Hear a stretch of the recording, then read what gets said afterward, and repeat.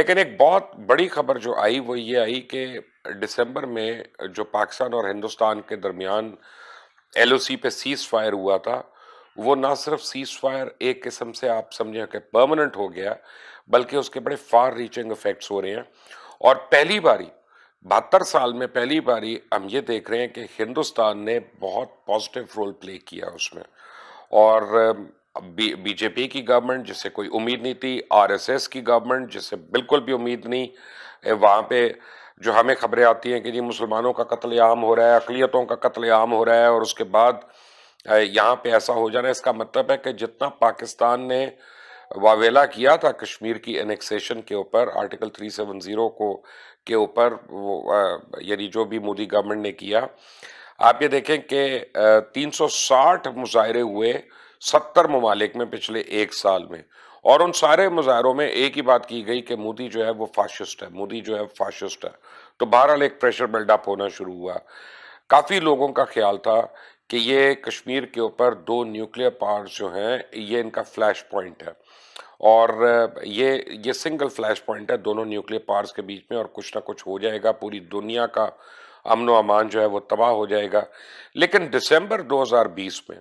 بھارت نے پہل کی، اور بھارت نے انیشیٹو لیا، اور انہوں نے ایل او سی کے اوپر کہا سیز فائر کرے۔ پاکستان نے اس کو لبیک کہا۔ آج تک یہ ہو رہا تھا کہ پاکستان بھارت کو کہتا تھا کسی بھی ٹاکس کا، کسی بھی انیشیٹو کا، اور بھارت اس کا بائیکاٹ کر دیتا تھا کہ پہلے یہ کرو تو پھر ٹاکس کریں گے، پہلے یہ کرو تو پھر کرکٹ کھولیں گے، پہلے یہ کرو تو پھر فلموں کی بات کرو۔ لیکن اس باری بھارت نے خود سے یہ انیشیٹو لیا۔ اب یقین نہیں آ رہا تھا دونوں سائیڈوں پہ، تو جو اب رمضان میں مجھے خبر ملی، اور بڑی اوتھینٹک آپ کو میں خبر دے رہا ہوں، کہ بھارت کی جو سٹرائک کور ہے، اگر آپ فوجی ہیں، اگر آپ کا فوجی بیک گراؤنڈ ہے تو آپ کو سمجھ آ جائے گی کہ میں کیا بات کر رہا ہوں۔ بھارت نے اپنی سٹرائک کور جو ہے وہ ایل او سی سے ہٹا کر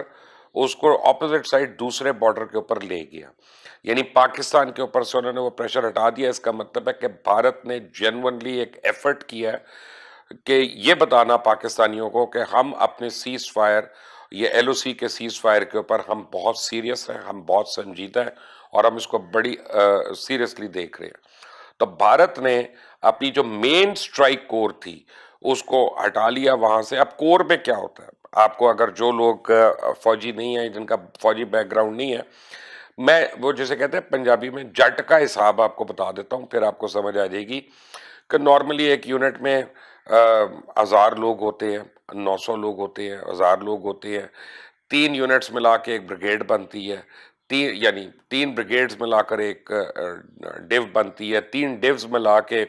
ایک کور بنتی ہے، اور 3 کورز ملا کر ایک کمانڈ سیٹ بنتا ہے۔ یہ ایک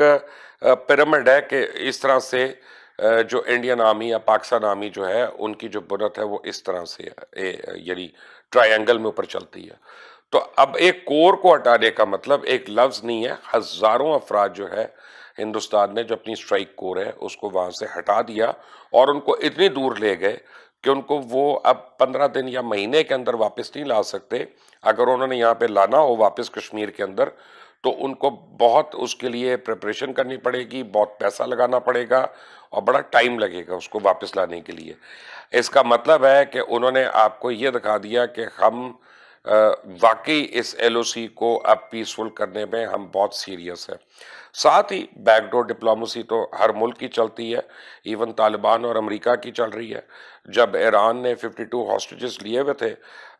امریکہ کے، تو ایران اور امریکہ کی اس وقت بیک ڈور ڈپلومیسی چل رہی تھی، وہ تیل بھی ان سے امپورٹ کر رہا تھا۔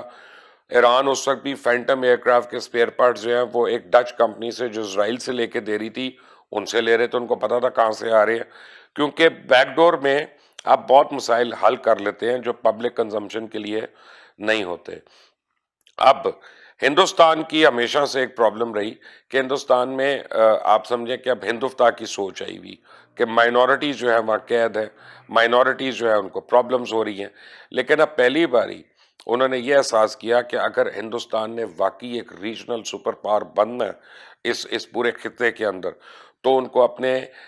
تمام نیبرز کے ساتھ حقیقی طور پہ پیس کرنا پڑے گا۔ تو اب انڈیا نے جینون پیس ایفرٹ شروع کر دی ہیں، اور who better دین پاکستان، کیونکہ پاکستان کے ساتھ اس کی 3 جنگیں ہو چکی ہیں، پاکستان کے ساتھ تین جنگوں کے علاوہ کارگل کانفلکٹ ہو چکا ہے، پاکستان کے ساتھ پچھلے 5 سال میں کم از کم کوئی 30,000 باری ایل او سی جو ہے وہ وائلیٹ ہو چکی ہے۔ پاکستان اور انڈیا کے درمیان صرف کشمیر ایل او سی کے اوپر پچھلے 5 سال میں سینکڑوں لوگ جو ہیں سیولینز وہ مارے جا چکے ہیں دونوں سائیڈوں پہ، فوجی تو الگ ہے، ان کی تعداد الگ ہے ان کے علاوہ، اور دونوں کی جو وار پریپریشنز ہیں ایل او سی کے اوپر، وہ اکنامکلی دونوں کو بلیڈ کر رہی ہیں اور دونوں کو نقصان پہنچا رہی ہیں۔ کل ایک جرنلسٹ نے ایک ٹویٹ کی ہوئی تھی، بڑی انٹرسٹنگ ٹویٹ تھی، اور انہوں نے کہا کہ جی ہندوستان کے پاس آکسیجن نہیں ہے اور پاکستان کے پاس ویکسین نہیں ہے اپنے لوگوں کو دینے کے لیے، لیکن دونوں جو ہے اسی مہینے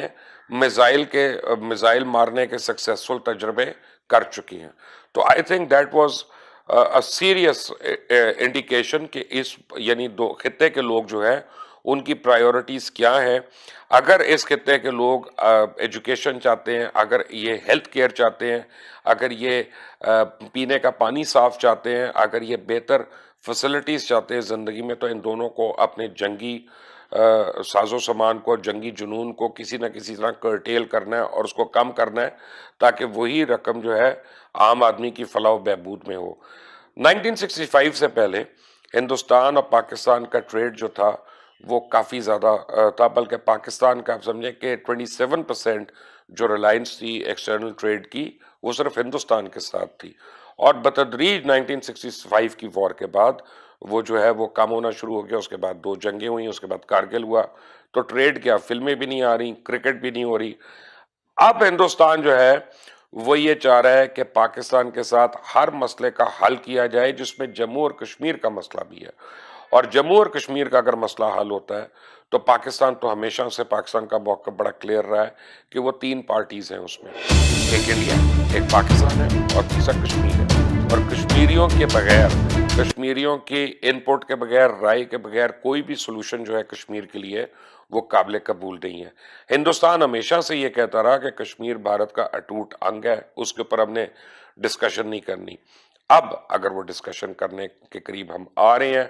تو اب انڈیا اور پاکستان میں کیا پروپوز ہو رہا ہے میں آپ کو بتا رہتا ہوں۔ اجیت ڈیول جو ہے اس میں بہت ایکٹیو ہے، اس میں اس کو کریڈٹ دینا پڑے گا اجیت ڈیول کو، اس میں امت شاہ کو بھی کریڈٹ دینا پڑے گا کہ ہم ان کے متعلق جو مرضی کہیں، لیکن پیس انیشیٹو بہرحال یہ بی جے پی کی گورنمنٹ میں ہو رہا ہے، اور یہ کر ہی وہ سکتے ہیں۔ اس کی وجہ ہے کہ ہماری نظر میں، پاکستانیوں کی نظر میں بی جے پی جو ہے وہ سپوائلر ہے، بی جے پی کی نظر میں ہماری جو اسٹیبلشمنٹ ہے وہ سپوائلر ہے۔ تو اگر یہ دونوں اگر کبھی پیس ہونا ہے انڈیا میں اور پاکستان میں، تو یہ بی جے پی سے ہی انیشیٹ ہونا ہے، اور وہ ٹیبل پہ جب بیٹھیں گے تو یہ ہوں گے۔ لیکن میرا یہ خیال تھا کہ میں آپ سے یہ خبر شیئر کروں، اس میں میرے پاس اور بھی بڑی ڈیٹیلز آئی ہیں، میں اگلے کسی ویلاگ میں کروں گا آپ سے، کہ انڈیا نے اپنی اسٹرائک کور جو ہے وہ کشمیر سے ہٹا لی ہے، اور انڈیا نے پاکستان کو اب آفر کرنا شروع کیا ہے، انڈیکیشنز دینا شروع کی ہیں کہ انڈیا اور پاکستان پیس ٹاکس جو ہیں وہ ہونی چاہیے، اور ایک سے زیادہ پلیٹ فارمز پہ ہونی چاہیے۔ مثلاً اس باری جو پروپوزل ان کا آ رہا ہے وہ بڑا کلیئر ہے اور بہت پازیٹیو پروپوزل ہے کہ آپ نے کرکٹ پہ کرنی ہے، اس پہ الگ ٹیم کرے گی ڈسکس، فلموں پہ کرنا ہے اس پہ الگ ٹیم ڈسکس کرے گی، ٹریڈ کے اوپر کرنا ہے، امپورٹ ایکسپورٹ کے اوپر کرنا ہے الگ ٹیم کرے گی، کشمیر کے اوپر کرنا ہے الگ ٹیم کرے گی۔